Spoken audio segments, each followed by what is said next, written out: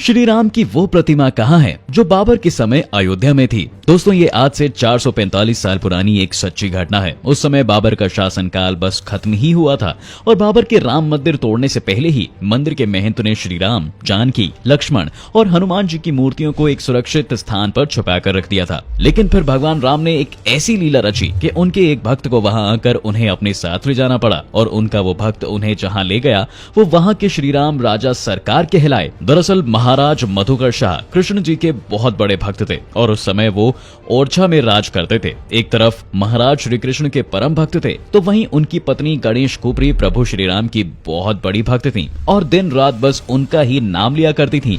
एक बार महाराज के मन में आया कि क्यों ना वृंदावन चलकर श्री कृष्ण के दर्शन कर लिए जाएं। वो महारानी के पास गए और उनसे बोले, सुनो भाग्यवान, मैं सोच रहा था क्यों ना हम लोग वृंदावन जाकर श्री कृष्ण का आशीर्वाद लेकर आएं। लेकिन महारानी के मन में तो कुछ और ही चल रहा था। उन्होंने कहा, महाराज, मैं आपके साथ वृंदावन नहीं जा सकती हूँ। महाराज ने हैरानी के साथ पूछा, आखिर क्यों नहीं चल सकती हैं आप हमारे साथ वहाँ? महारानी बोली, महाराज, मैं श्री राम के दर्शन करने अयोध्या जाना चाहती हूँ और मैंने वहाँ जाने की तैयारी भी कर ली है। महाराज मधुकर गुस्से से आग बबूला हो गए और बोले, अगर इतनी ही बड़ी श्री राम की भक्त हो तुम कि उनके लिए मेरे साथ चलने को मना कर दिया तो तुम अपने भगवान को यहीं क्यों नहीं ले आती हो? महाराज के गुस्से से कही ये बात महारानी के मन में घर कर गई और उठते बैठते उनके मन में ये बात गूंजने लगी। तब महारानी गणेश कुबरी ने ये तय किया कि वो अपने भगवान श्री राम को ओरछा लाकर रहेंगी। इसके बाद महारानी अयोध्या से निकल गईं। वहीं पहुंचकर महारानी ने लक्ष्मण किले के पास एक कुटिया बनाई और साधना करने लगी। कहा जाता है कि उस समय संत तुलसीदास जी भी वहां थे और रामचरितमानस लिख रहे थे। इतना ही नहीं, महारानी को उनका आशीर्वाद भी मिला था। लेकिन बहुत समय बीत जाने के बाद भी जब महारानी को श्री राम के दर्शन नहीं मिले तो उनका मन बहुत दुखी हो गया और उन्होंने अपना शरीर त्यागने का निश्चय कर लिया।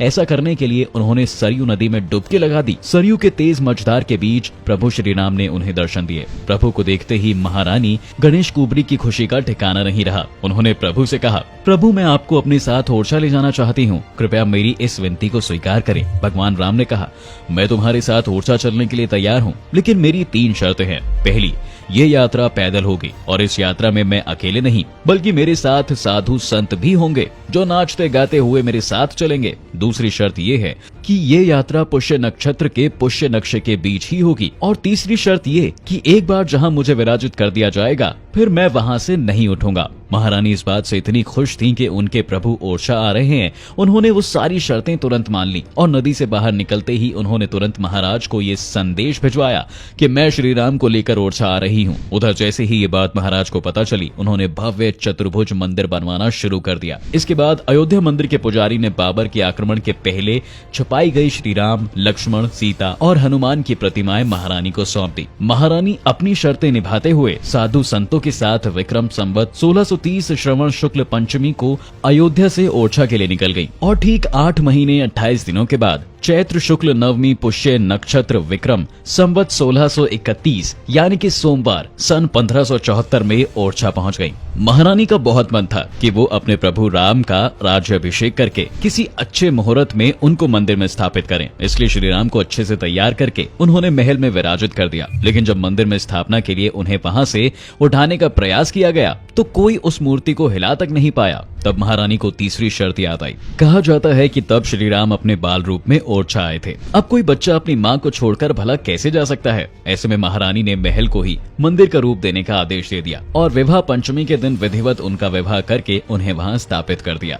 फिर धूमधाम से उनका राज तिलक किया गया। महारानी ने श्री राम के राज तिलक में उन्हें ओरछा नगरी भेंट कर दी। माना जाता है कि जिस दिन ओरछा में उनका राज्य अभिषेक हुआ उसी दिन रामचरितमानस भी पूरी हुई थी। तब से उत्तर भारत के धार्मिक क्षेत्रों के साथ साथ संत समाज में राजा मधुकर शाह और रानी गणेश कुबरी को दशरथ और कौशल्य के रूप में मानने लगे और इस तरह प्रभु श्री राम राजा सरकार कहलाए।